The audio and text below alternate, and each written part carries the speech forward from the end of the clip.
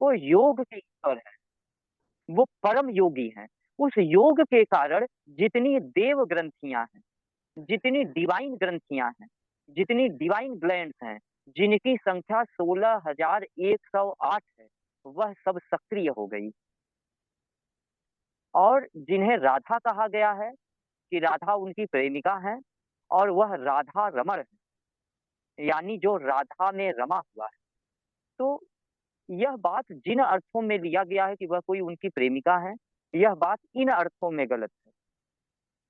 दरअसल राधा उस केंद्र का नाम है, उस चक्र का नाम है, उस विशुद्धि चक्र को राधा कहा गया है, जिससे उनका गीता ज्ञान फूट रहा है, जिससे कुरुक्षेत्र के मैदान में अर्जुन के समक्ष गीता का सारा ज्ञान, ब्रह्मांड का सारा ज्ञान, जगत का सारा ज्ञान जगत गुरु श्री कृष्ण के मुखमंडल से प्रस्फुटित हो रहा है।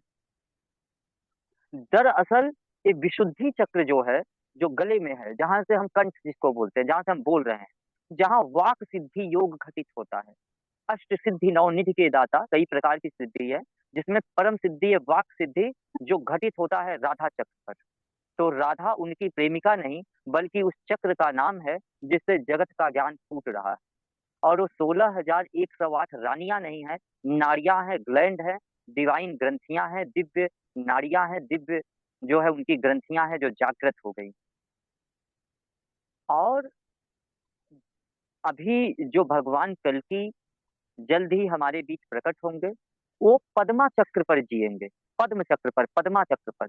लोग समझ लेंगे पद्मा उनकी कोई प्रेमिका है, नहीं। पद्मा का अर्थ है आज्ञा चक्र, थर्ड आई पोर्टल, ऑर्डर आई, जो दोनों भावों के बीच में है, जिसे हम शिव नेत्र के रूप में भी जानते हैं। ठीक है, तो वहां जिएंगे।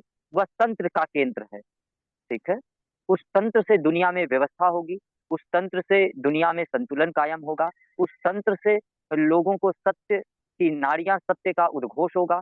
उनके भीतर जो ज्ञान की नाड़ियां, सत्य की नाड़ियां सोई पड़ी है, जिसके कारण अज्ञान, भ्रम, रोग, भय, शोक, काम, क्रोध, मद, मोह, मत्सर जैसे तमाम विकारों का संचरण हो रहा है, वह सब समाप्त हो जाएंगे।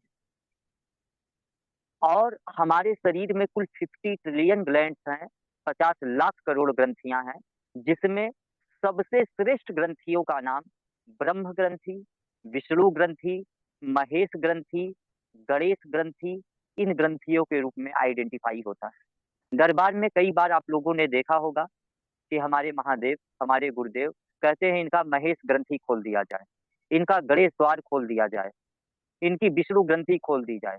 उतने समय वहां जो एनर्जी केंद्रित है, सेंट्रलाइज है, उस एनर्जी का प्रयोग कर लिया जाता है, क्योंकि उस एनर्जी के प्रयोग से आपकी स्मृति या आपकी समस्या नष्ट होने को रहती है, फिर वो ग्रंथि बंद कर दी जाती है।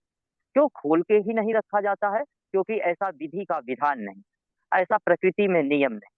वो पूर्ण गुरु की मर्जी से खोला जाता है, खुलता है, और पूर्ण गुरु की मर्जी से बंद हो जाता है। जब आप स्वयं सत्य को उपलब्ध हो जाते हो, स्वयं ज्ञान को उपलब्ध हो जाते हो, इस सृष्टि में जो भी जानने लायक है, जो भी समझने लायक है, इस पूरी व्यवस्था को, इस पूरे उपक्रम को, इस पूरे परमात्मा के विज्ञान को, जिस पर यह पूरी सृष्टि संचलित हो रही है, इसको जैसे ही एक बार आप समझ जाते हो, आप जो है, यही मोक्ष है, यही निर्वाण, यही मुक्ति है, यही परम आनंद है। दरबार कहता है कि व्यवस्था को जान करके व्यवस्था में सहयोग करते हुए जीना ही आनंद है, जीना ही परम सुख है।